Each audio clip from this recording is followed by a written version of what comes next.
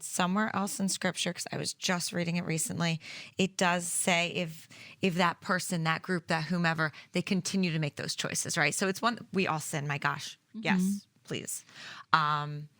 But we're also then supposed to try to be better. Like you also can't use Jesus as like, oh, well, don't worry, I have grace. I can just go back out, next Saturday and do get the drunk same again. thing over and over and over, or whatever your sin is, because they're limitless basically for all of us. Yes. So somewhere, and you know it, I'm sure, it does then say at some point when that person just continues to be basically doing the same thing over and over and making no effort to live in a more godly way, in following really how we are designed to be. There says something about them kind of cutting them off then. Yeah. Okay. So we're drifting into a Bible study. I'm going to answer that, and then I want to go back to the questions that are apologetics. But I'm thinking about I'm going to answer it. Caitlin's I'm going to answer and it. to her point. I think that this passage that you're talking about is actually talking about church discipline. Okay. So there is a process for church discipline where a person who would call themselves a Christian is overtly sinning. The church and the elders are to relationally try to bring them back into reconciliation. But if that person rejects the reconciliation and clings to the sin, they're supposed to be removed from the fellowship. So that's of a church. It's not of being relational. If it's with the passage people that I'm thinking of. Okay. Yeah. And so I think that aligns. I think, first of all, that may sound harsh, and I just want to deal with that. If a person continues to cling to sin, the question I think you asked was, how do we stay in relationship with them? And I want to deal with that. But I think that the passage that you're talking about is dealing with biblical church discipline. So I just want to quickly make sure that I deal with that just because it came up, and we're just rolling with it. It may seem harsh for a church to reject someone. Again, aren't we all supposed to love each other? However, all institutions that have organization are going to make sure that the rules of their organization are held, or the people who want to adopt that organization, they either fit or they don't. So think about a school. It has to stay orderly. There are rules. There are goals for the school. The education of the children and the safety of the staff and the children. There are overarching goals that the educational institution is trying to achieve. It's not okay for someone to come with a weapon. That person should be put out. It's not okay for someone to be a bully. They may need to be suspended for a little while. They may need to be removed from that community because they are damaging that community and the goals that organization and that community exists to achieve. So I know it doesn't sit right for people to think that a church would do that, but it is aligned with every other institution. If we look at our government, politicians, they should be put out if they break the law. Police officers, if they break the law, they should lose their job. There are institutions that have goals and have ethics that prevent some people from being part of that community.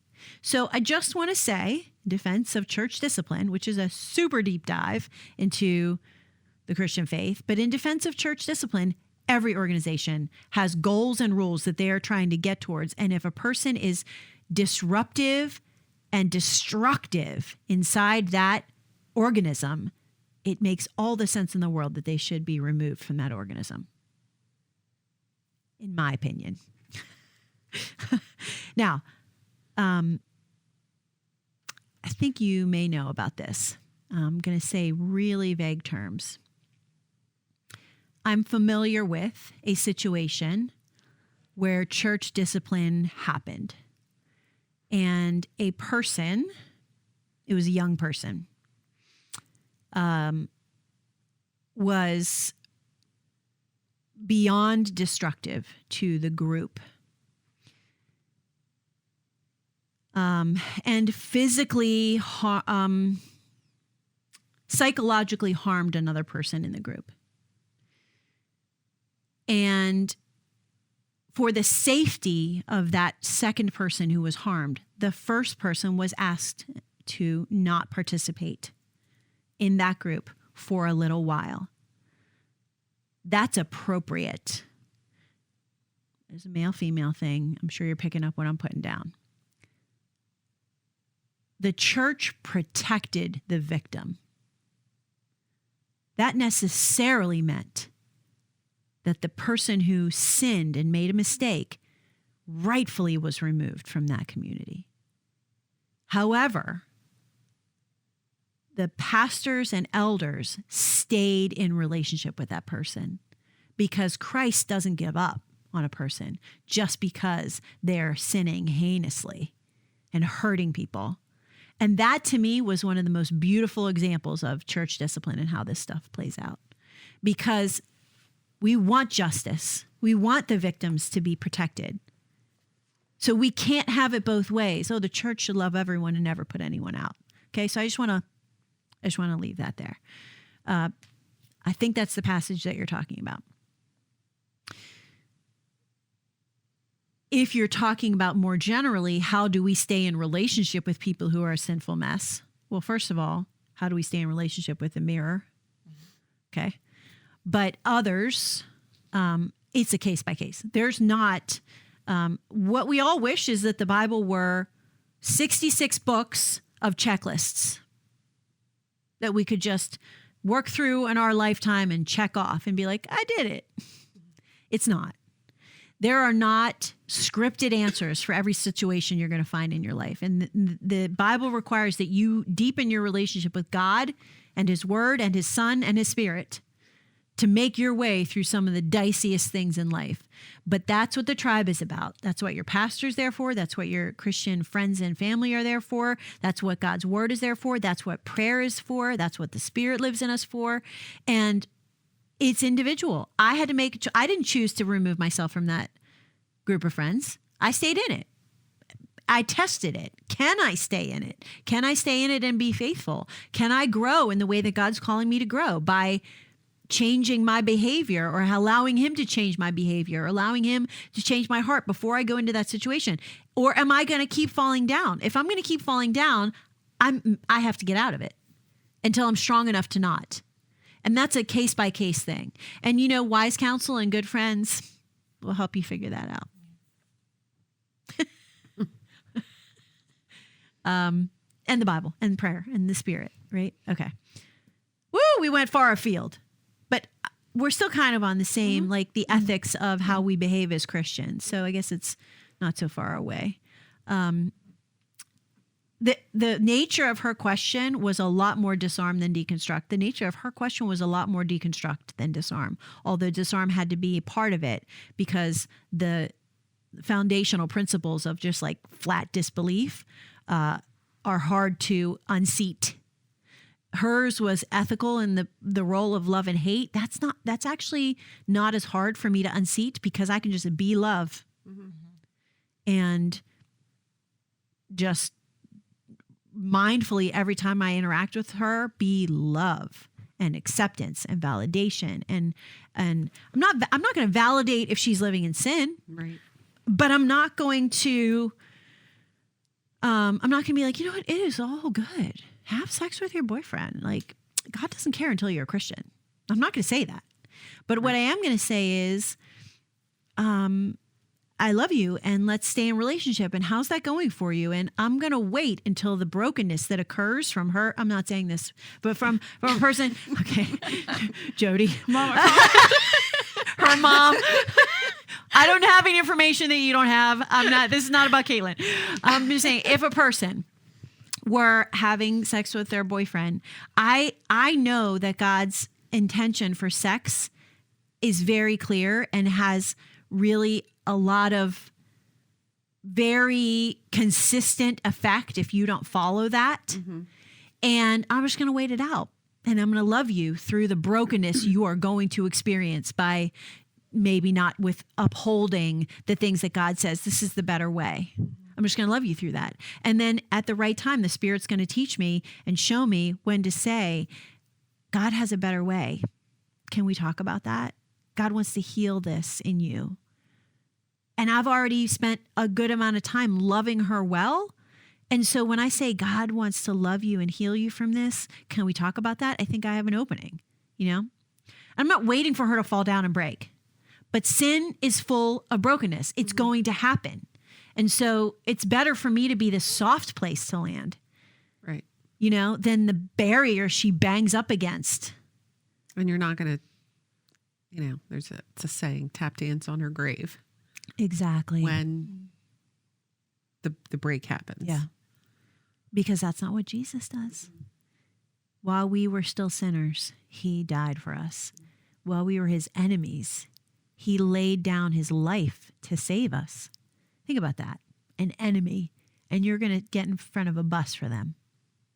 That's radical love. And that's what we're called to do with people we're in a relationship with. If we're doing anything else, we're not getting it right. I think that's a good thing to like emphasize, because a lot of times with my generation, there's a lot of things that Mom, I love you. She knows. There's a lot of things that like you would. It's like, We'll just distract Jody from this week's episode. there's a lot of things that I've talked to her about this. Like a lot of things we've kept from like our parents out of fear because of not the rules. I don't know how to phrase it. Judge, I just had this conversation with wait, my let her oldest. find the word. Yeah. Like, Because that's important. with things that are in the Bible, like not having sex before marriage and All of a it. good example. Yeah, like an example of like getting drunk because I'm in college. And I think that we need to emphasize coming from a place of love, because a lot of times that fear is the I told you so. You knew this was going to happen. I knew this was going to happen to you.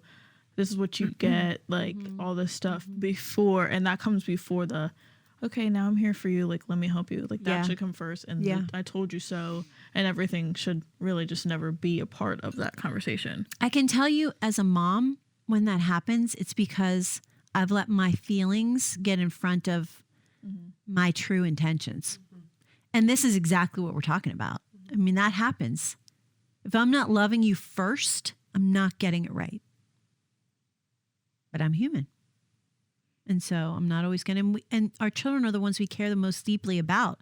They're the ones that are going to be able to evoke those strong emotions in us fastest.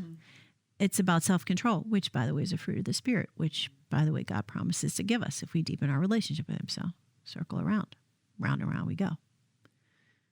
But I mess it up all the time. I'm a mom, must never get it right. I mean, don't get me wrong. I'm not sitting here being like, well, if you had the Spirit like I do, no, rest assured, I mess it up. I mean, I can't remember a time I didn't mess it up, because I love my kids and I think I know what they should do and what's best for them. I forget that God actually knows what's best for them and not me. And, I'm a mess in that way. So I think it's good to have I've always felt that I want my girls to have other adult women in their lives so they can talk. And I try to be the adult women in some of young women's lives so that you can go to someone who's not as emotionally charged, who can do that for you. Because moms are still always going to be moms, and it's hard for us to not react. And so it's really good to have somebody else who you as a mom trust to speak truth and exemplify Jesus and point your kids back to Jesus when you are not able to get your wits about you and do it the right way, which is common and understandable. Every day. Yeah. But then as a mom or even a friend who gets fired up about something or whatever, because we all are going to do it, you go back and you put your tail between your legs and you apologize. Because I've had to do that countless numbers of times with my kids already and say, I shouldn't have reacted that way. Yeah. This is why I did, or, and Well, it's fear. This And is what I was apologize. saying Yes. with my oldest. He called me out, rightfully so. And it became a cycle of I don't want to say lying, but omitting information, specifically because of his fear of my reaction, which my reaction was based on my fear Yep. of absolutely. this is not what I saw for you, or this is not, or I told you so. I don't want you to make the same mistakes I did. Yeah. Yeah. Yeah. Totally. It's hard to watch your kids make Yeah. decisions you think are mistakes. Right. That's And then what it bring you in boils this down to. world to watch you, go down the flames. Yeah. But yet they have to sometimes. Yeah. And also, we didn't bring them into this world. Exactly. Anyway. All right. So what other, we have a few more minutes if you have other follow-up questions with I think the ethics stuff is really, really good. Okay. Okay, this one's fun.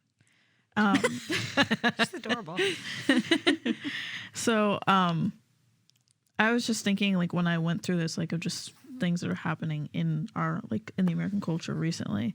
So then I was thinking, like, of questions that people would come up with, and also questions that I've, like, dealt with friends and, like, myself. So I think my next thing would just be to go into women's rights specifically. Like, someone asking the question of, like, can I be pro-choice and a Christian? I love that. It's one of my favorites.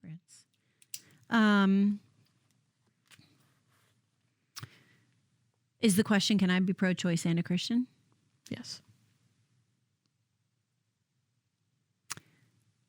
Why are you asking me that question? Are you a Christian now and questioning your position and whether it aligns with the Bible on abortion? Or are you considering Christianity and taking that particular element as a litmus test? I just want to understand what we're talking about. So considering Christianity. Okay.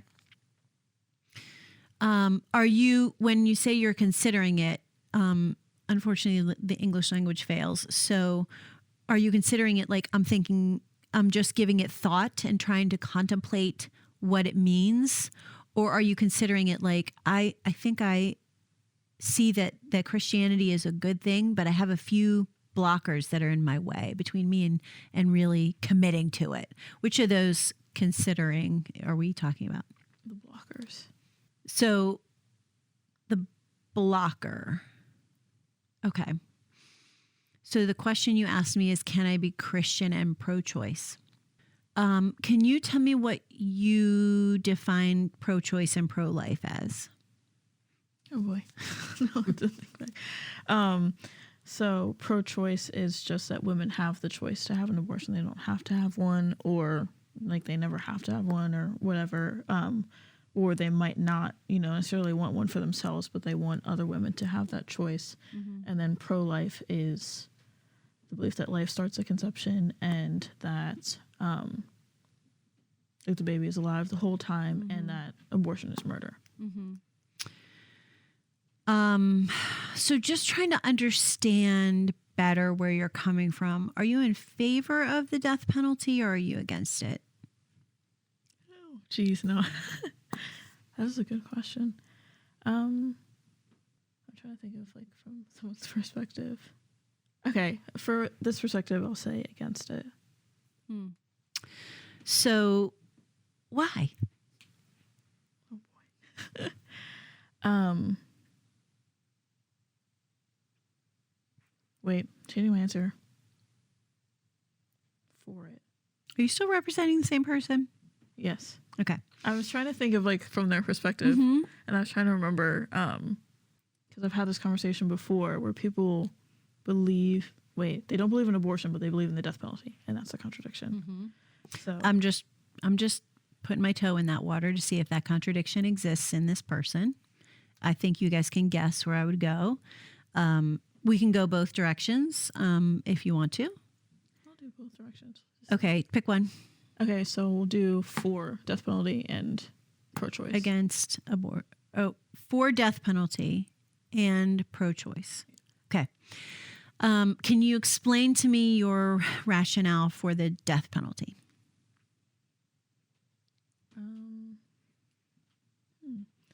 I mean, if someone has done something so like evil to somebody else, whatever the context of like murder, whatever, I believe that it's fair that they don't get to live anymore. I mean, if they're not going to, reform themselves and really think about what they've done and realize what they've done is wrong, or if there's something, wrong in their brain that can't be fixed, what's the point of having them?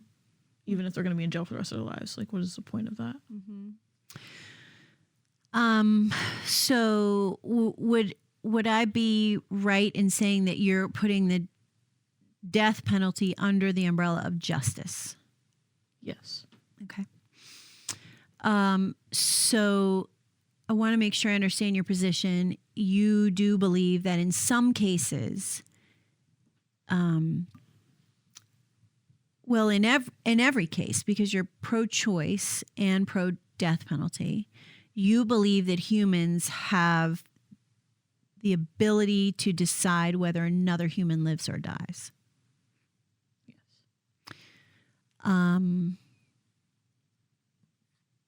So for sure, that's how you feel.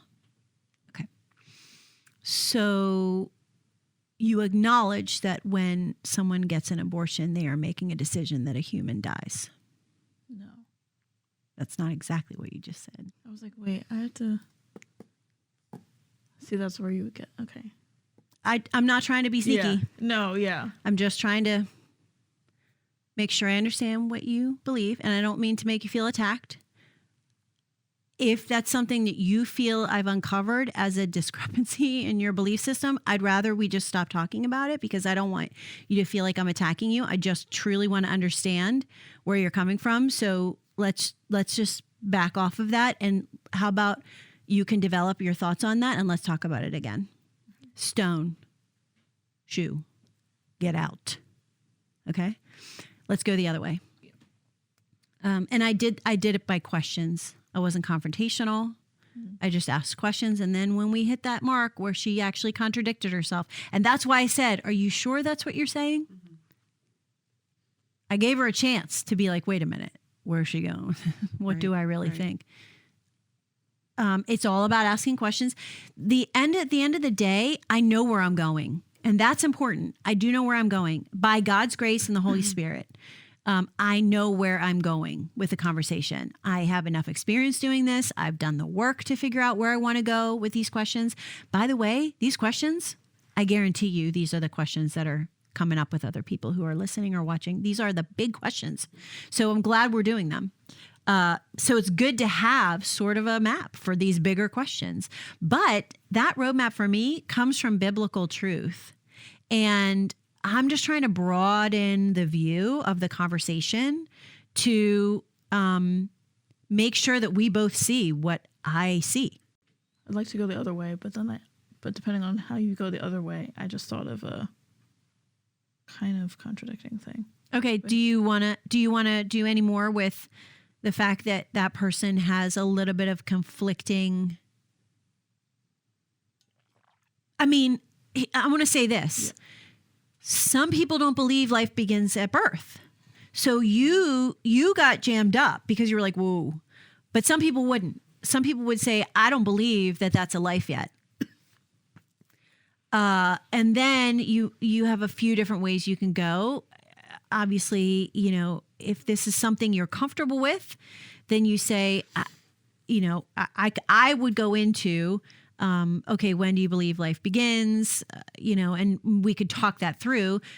I've been in conversations where I haven't been persuasive, that we just agree to disagree on when life begins.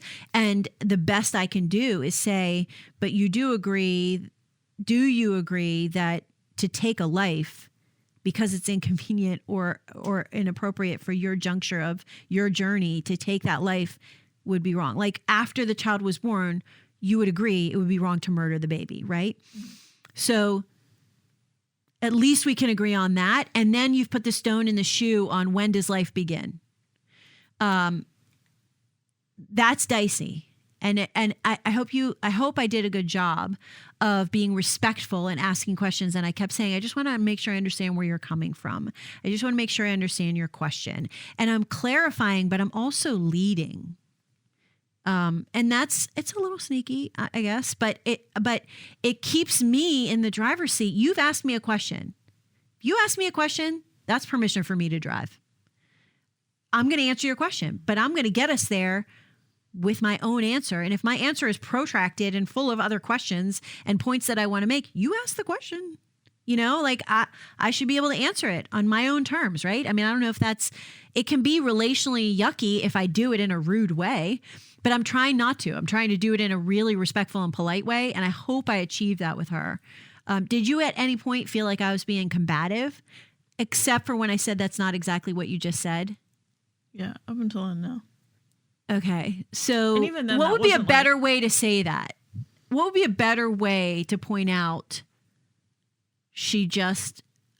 maybe another question to say, I guess I'm confused because I thought I just heard you I say. would say that Yeah. route. Yeah. Like continue to clarify. Yeah. Yeah, to where more it's obvious questions. to them More that they questions and just- not statements. Yeah. Yeah. Which broke my own rule. Okay. So that could have been softer. That's good. I think so. Then my other thing is then how would you handle someone in that same situation that's like, oh yeah, I believe it's murder, but I still am pro-choice. I believe that abortion is murder, Yes. but I still think we should be allowed to do it. My body, my choice. Mhm. Is that where we're going? Yeah. So I feel like that's a harder one to. Yeah, I guess I would go again into I agree that you have a certain amount of agency over your own body. I could talk to you a little bit about what the Bible says about you are not your own, you were bought at a price, but I won't because I know you're not super ready for the Bible, but I would probably pepper that in because I do think it's important to say you're not entirely your own. You were created for a purpose and you didn't call yourself into existence. So you're not entirely your own. Setting that aside, I guess I would ask, at what point does it become two people and not just one? At what point? So here again, we've driven back to at what point does life begin? And I think that's a long conversation, and sometimes it comes back to science, sometimes it comes back to faith. I think it depends on your conversational partner. So I personally would lean on when I believe life begins at conception. And the reason I believe that is because I had sex to make that happen, but I didn't decide that life would begin. Sometimes we have sex and it does. Sometimes we have sex and it doesn't. Who decides? Somebody beyond me. And as such, that's an act of creating life that I don't have agency over. And so I certainly would say life can't begin without conception. So for me, it's pretty simple that life begins at conception. People believe all kinds of different things. And the more that preemies can be kept alive at younger and younger ages, the harder it is to argue that that's not a human yet. But that's a case by case thing. And so I think I would just press into, when do you think you become two people and are no longer just you? But that's not an easy conversation to have. And I think, again, we're just putting a stone in the shoe of like, wait a minute, if life does begin at conception and I'm taking that life, what does that mean for me? And I have to say, I might even, depending on the person, I might even go into, well, what's your larger faith perspective? Do you believe like if you're good enough, you get to heaven and like as long as you don't kill anybody? How does that stack up? You know what I mean? Like a lot of, so there's a million different ways that you could go. I would walk through this with you and exhaust it if you want to. It just depends on the person you're talking to.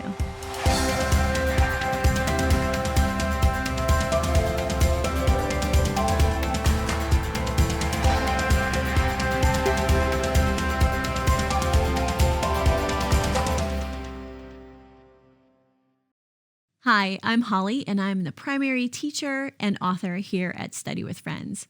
My education is from a Reformed theological seminary, so you'll see that come through as we teach and study together.